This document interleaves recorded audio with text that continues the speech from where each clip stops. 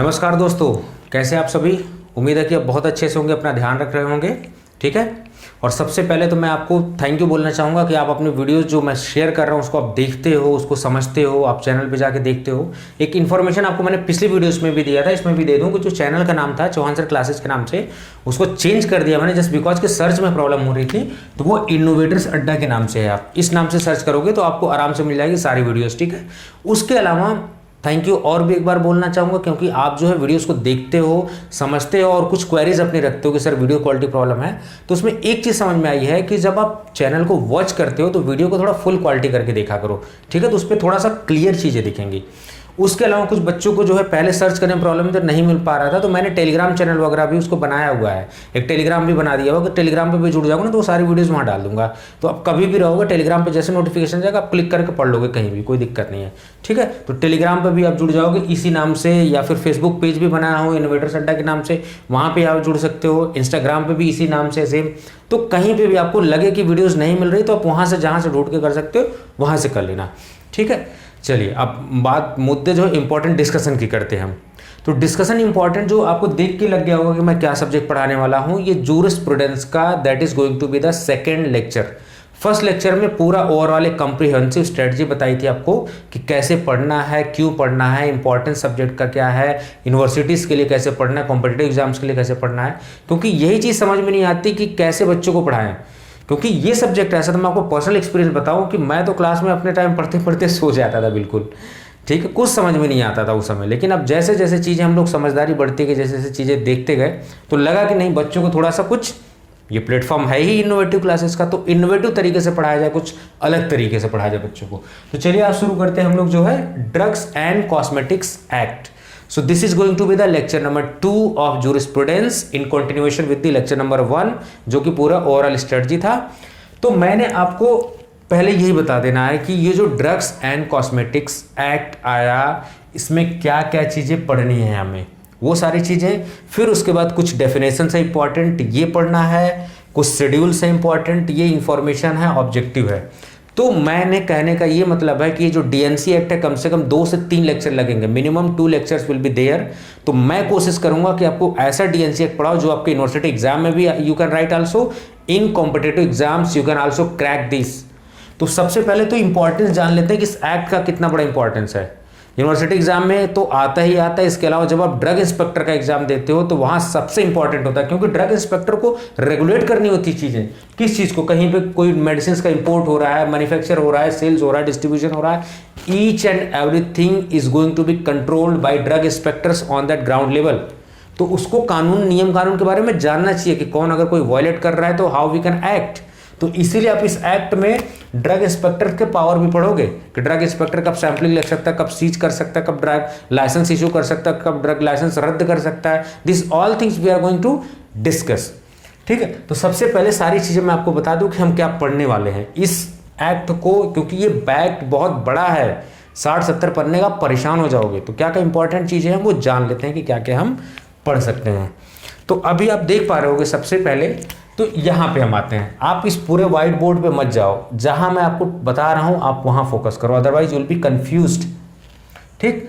तो act and rules मैंने आपको पहले बताया था। तो ये डीएनसी एक्ट, किसी एक्ट को जब पढ़ते हैं तो सेम पैटर्न हम फॉलो करने वाले हर जगह। ठीक।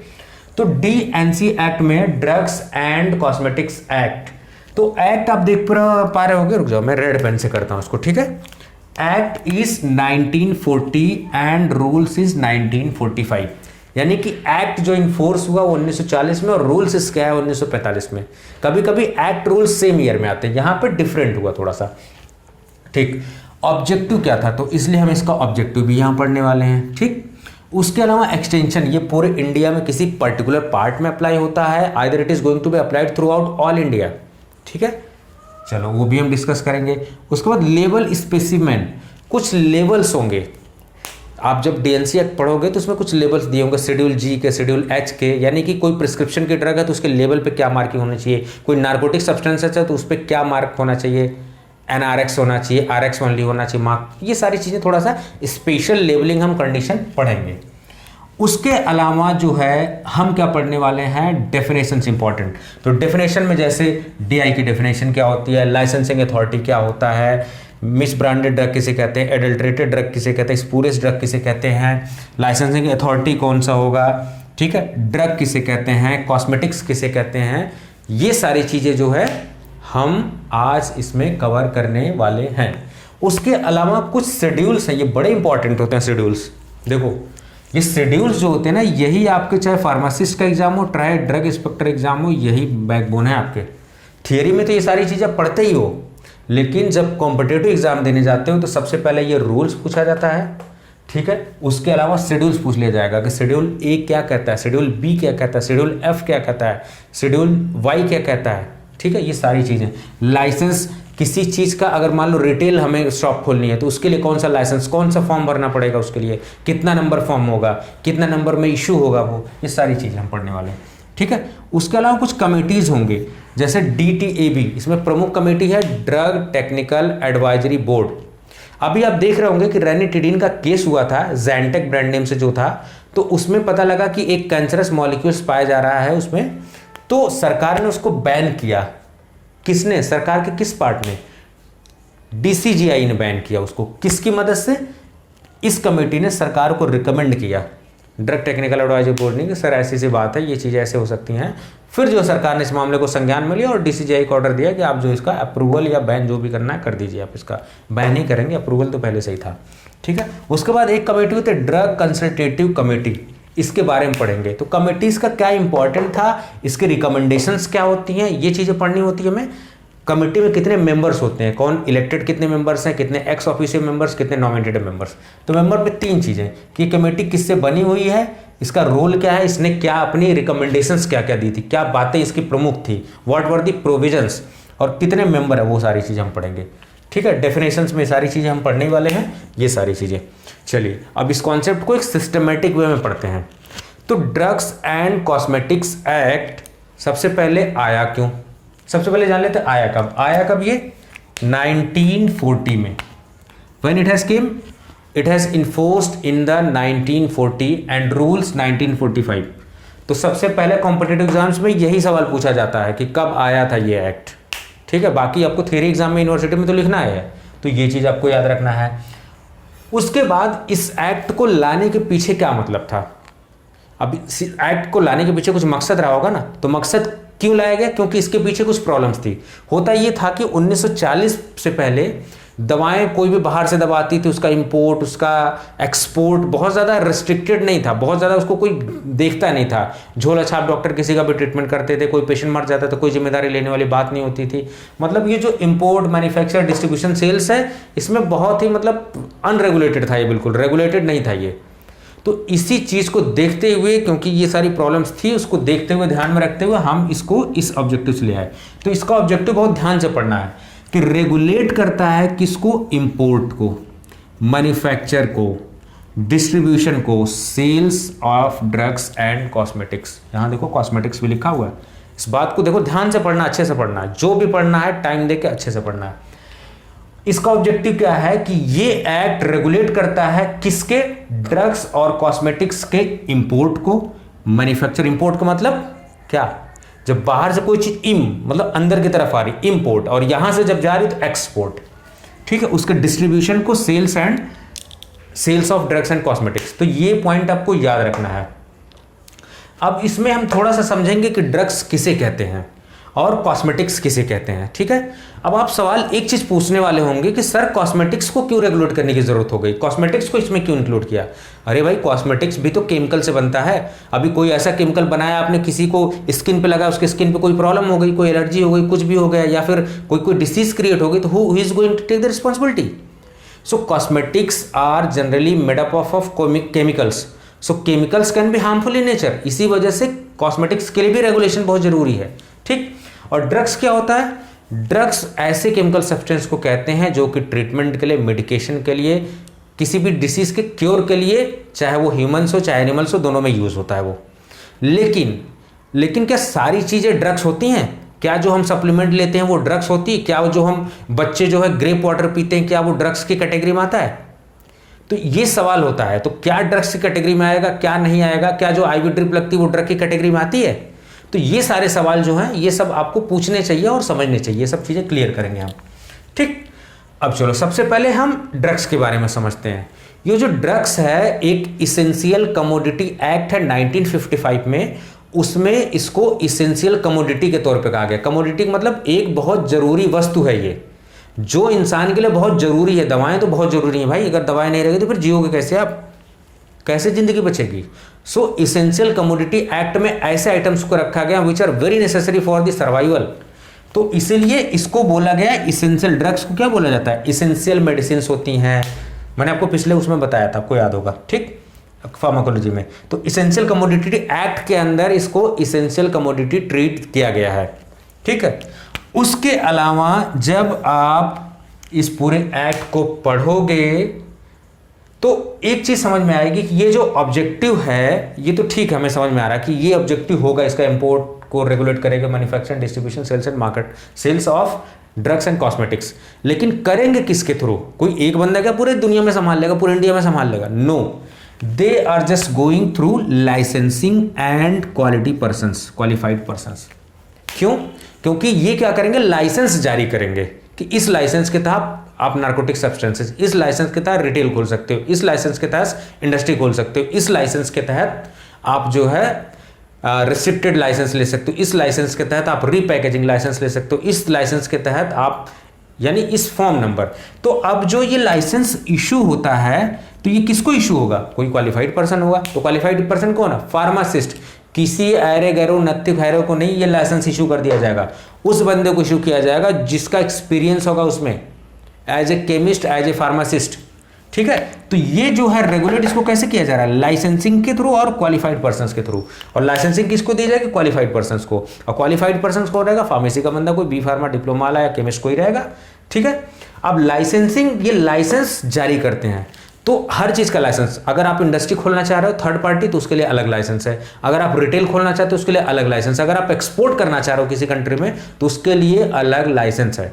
तो ये सारे लाइसेंस कैसे इशू होते हैं, तो उन लाइसेंस को इशू करने के लिए हमें शेड्यूल्स की जरूरत होती है। इसीलिए ये ड्रग्स एंड कॉस्मेटिक्स एक्ट में शेड्यूल्स बहुत इंपॉर्टेंट है। Schedules A, schedules B, schedule C, schedule D, E, F, X, Y, ये सब जो है ये शेड्यूल का नाम है। तो हर शेड्यूल्स के क्राइटेरिया होते हैं और ये शेड्यूल बहुत इंपॉर्टेंट होता है डीआई के एग्जाम में, फार्मासिस्ट के एग्जाम में।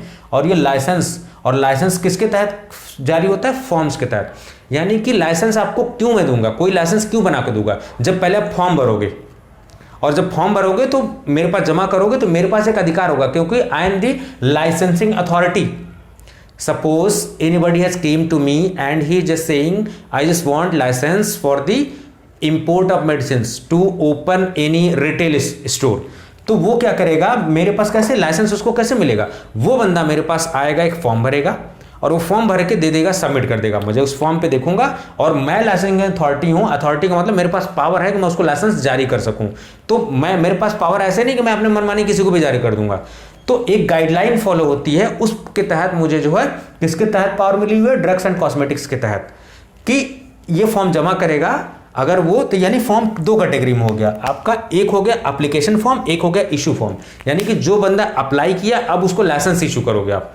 तो जैसे मैं आपको एग्जांपल दूं कि जब ये लोन लाइसेंस जो होता है, ये जो रीपैकेजिंग लाइसेंस हम इशू करते हैं, ये रीपैकेजिंग इशू, तो ये हम किसके तहत, जैसे मैं एग्जांपल दे रहा हूं, तो मान लो उसने एप्लीकेशन किया 24A के तहत, तो फॉर्म कौन सा वो भरेगा, 24A, और मैं उसको लाइसेंस किस में दूंगा, 25A के तहत, ठीक। तो यानी कि एक एप्लीकेशन फॉर्म होगा और एक इशू का फॉर्म होगा, यानी जिसके तहत मैं कर रहा हूं। तो ये चीज आपको समझ में आ जानी चाहिए, ठीक है। चलो ये सारी चीजें समझ में आ गई, ये हमने ड्रग्स के बारे में भी पढ़ लिया। अब देखो शेड्यूल्स जो हैं इसमें वो बड़े इंपॉर्टेंट हैं।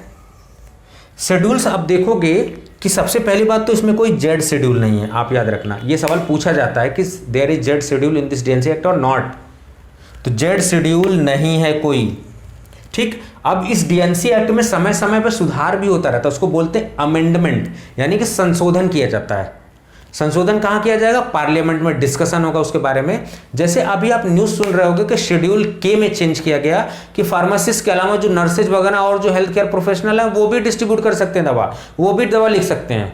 मतलब हम क्या बेवकूफ बैठे हुए हैं, हमारी शकल पे क्या कुछ लिखा हुआ है, तो ऐसे नहीं होता, ठीक है। तो कहने का मतलब जो ऑथराइज पर्सन आप उसको करो, तो उसमें संशोधन करके शेड्यूल के में जो है इस तरीके से बातें बोली गई।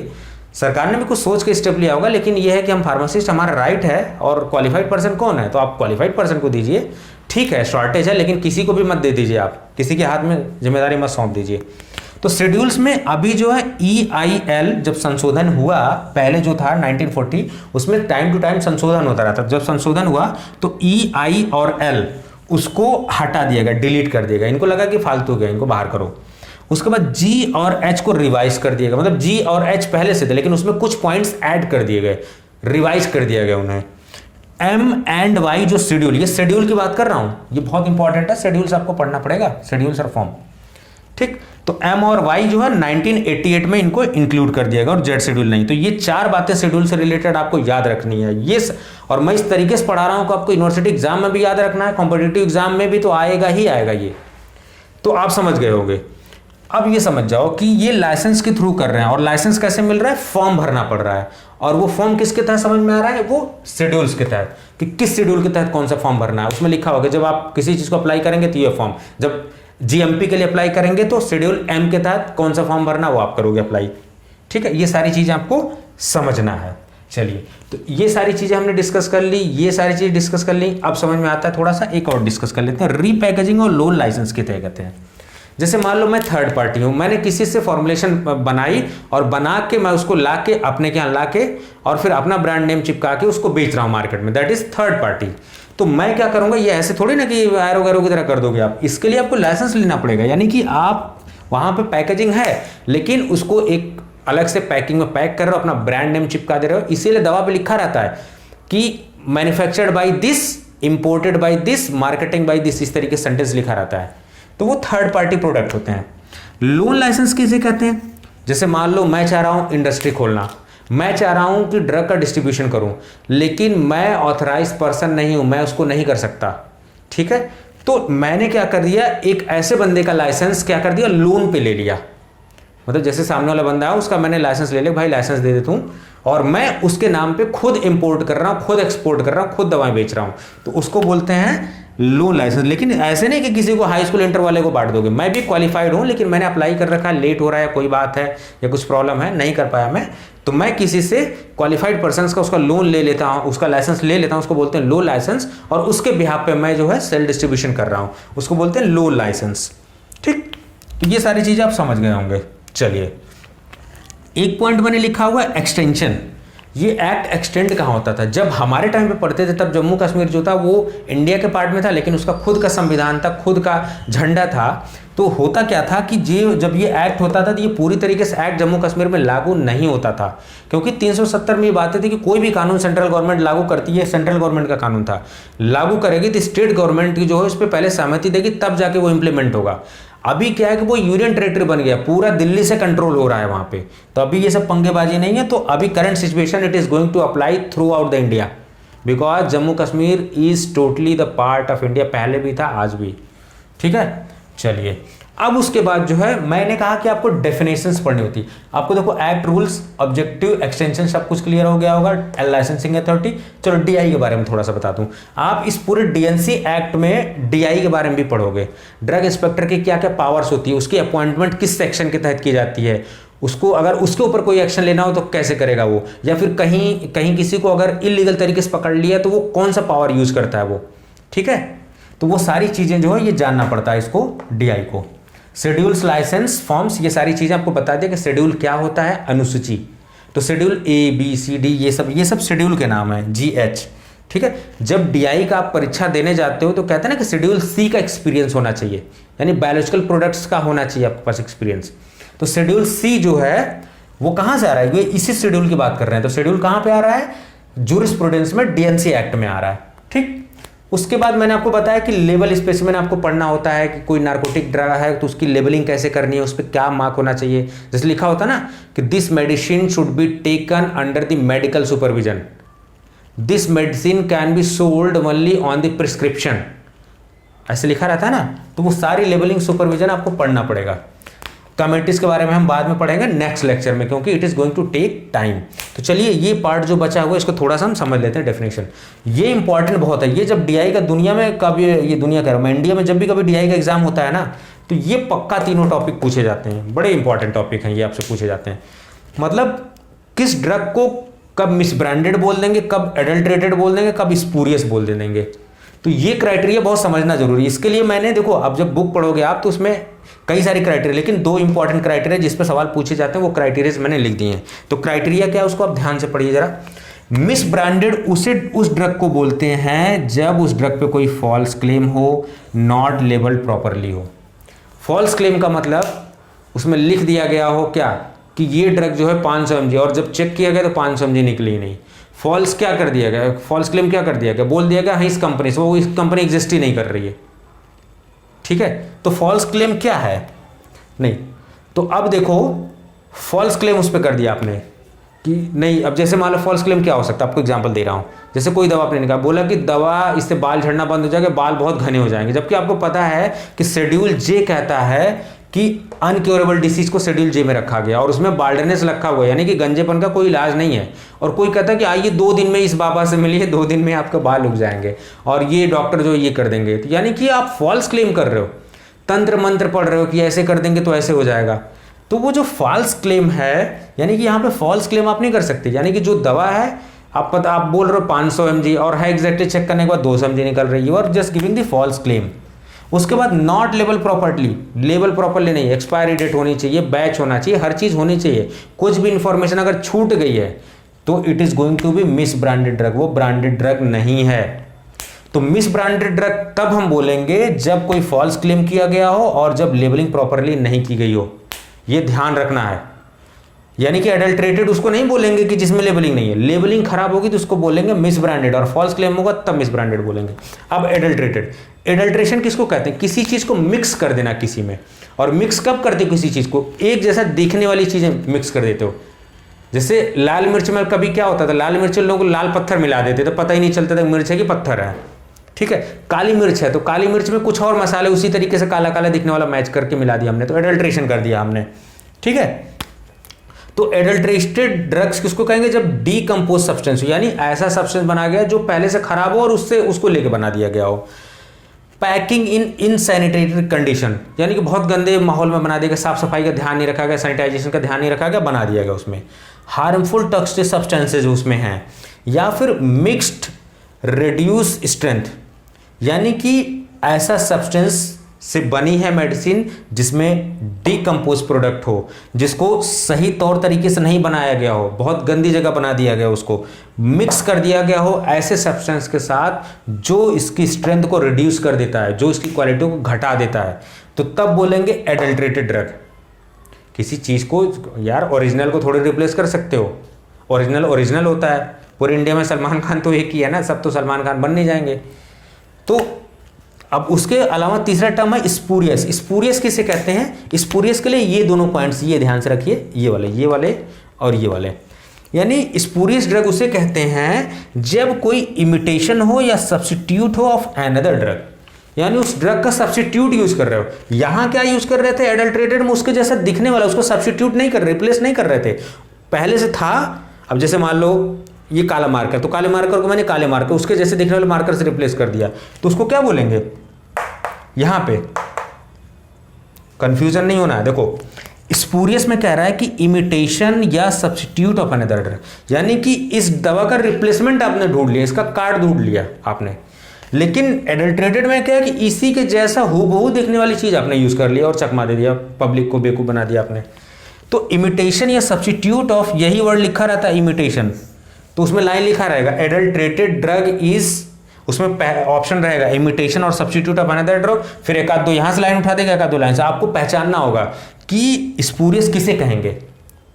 ठीक, उसके बाद फिक्सियस कंपनी डज नॉट एग्जिस्ट। इसका क्या मतलब हुआ कि आप ऐसी कंपनी का नाम बता रहे हो जो कंपनी है ही नहीं रजिस्टर्ड कंपनी एक्ट के थ्रू, जबरदस्ती एम ही आपने बता दिया बिल्कुल।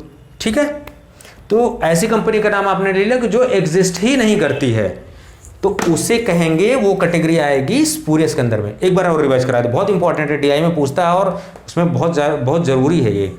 मिस ब्रांडेड तब कहते हैं जब कोई चीज फॉल्स क्लेम हो, नॉट लेबल्ड प्रॉपरली हो, मिस ब्रांडेड। एडल्ट्रेशन में रट्टा नहीं मारना, एडल्ट्रेशन किससे हो, कोई चीज मिक्स कर देगा। मिक्स कैसे होती है, खूबहू चीजें दिखने वाली, तो उसको mixed with to reduce strength, और हार्मफुल टॉक्सिक सब्सटेंसेस से पैकिंग उसकी बहुत बेकार जगह, बहुत गंदी जगह हुई है, डिकम्पोज सब्सटेंसेस से बना दिया गया, तो that is called as adulterated. Spurious का मतलब कि ऐसे सब्सटेंस के साथ उसको सब्स्टिट्यूट कर दिया गया है जो उसका रिप्लेस है, सब्स्टिट्यूट कर दिया गया उसको। या फिर फिक्सियस कंपनी ऐसी है जो कंपनी एग्जिस्ट ही नहीं करती है। ठीक है, उम्मीद है कि आपको ये जो है डीएनसी एक्ट पूरा ओवरऑल समझ में आया होगा कि हम क्या क्या पढ़ने वाले हैं। हम एक्ट रूल्स के बारे में, ऑब्जेक्टिव्स पढ़ लिया हमने, लाइसेंसिंग अथॉरिटी डीआई के बारे में थोड़ा सा अगले लेक्चर में हम ढंग से पढ़ेंगे, ये फॉर्म्स भी ढंग से पढ़ेंगे, शेड्यूल्स भी पढ़ेंगे अगले लेक्चर में ढंग से। ठीक है, उसके बाद ये डीटीएबी डीसीसी, यानी कि एक लेक्चर में ये कर देंगे, एक लेक्चर में, यानी कि 3 लेक्चर में खत्म हो जाएगा पूरा डीएनसी एक्ट। और ये डेफिनेशंस आपको इंपॉर्टेंट है, मैंने कहा कि सारे डेफिनेशन नहीं पढ़ने, इंपॉर्टेंट डेफिनेशन ये हैं, इसको पढ़ना है। और इंपॉर्टेंट कैसे है आप देखोगे, पिछले साल क्या पूछा गया है कॉम्पिटेटिव एग्जाम्स में, थियरी जो एग्जाम्स हो रहा है उसमें क्या पूछ रहे हैं वो लोग। So this was the more information, this was the latest information about drugs and cosmetic act. ये सारी चीज़ें मैंने पढ़ाई। 2 लेक्चर्स और होंगे, एक लेक्चर्स में शेड्यूल्स, फॉर्म्स और ये सारी चीज़ें पढ़ा देंगे, एक लेक्चर में जो है ये सारी चीज़ें पढ़ा देंगे। एक जो है बड़ा कन्फ्यूजन होता है शेड्यूल जी और एच में, मैं थोड़ा सा आइडिया दे दूँ। शेड्यूल जी में समझ भी नहीं आता कि कौन सी ड्रग, प्रिस्क्रिप्शन ड्रग जी में आती है कि एच में आती है। जी का मतलब याद रखो गुरु, तो गुरु के संरक्षण में आपको दवा लेनी, तो आपका गुरु कौन है, डॉक्टर है। यानी कि ऐसी दवा जिसको कि मेडिकल सुपरविजन में लेनी है, डॉक्टर के संरक्षण में लेनी, बिना डॉक्टर के हिदायत के नहीं लेनी है। तो ऐसी दवा जिसको डॉक्टर के हिदायत से लेनी है उसको बोलेंगे जी, यानी गुरु के अंडर में लेनी है, गुरु की हिदायत से लेनी है। ट्रिक याद रखो। उसके बाद एच क्या है, प्रिस्क्रिप्शन ड्रग, तो यानी कि वो दवा जिसको प्रिस्क्रिप्शन के तहत ही मिलेगी। मेडिकल स्टोर पे जाओगे तो मेडिकल स्टोर वाला नहीं देगा आइडियली उसको, या आप उसको बिना प्रिस्क्रिप्शन, डॉक्टर के प्रिस्क्रिप्शन के नहीं खा सकते। ठीक है, तो ये चीज़ें समझ में आ गई। So this was all about today's lecture.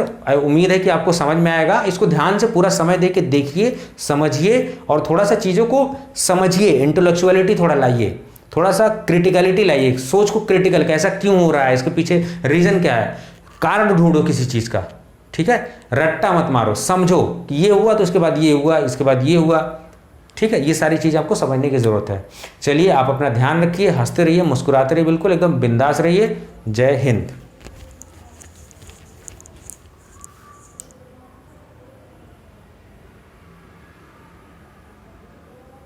Screenshot ले सकते हैं आप।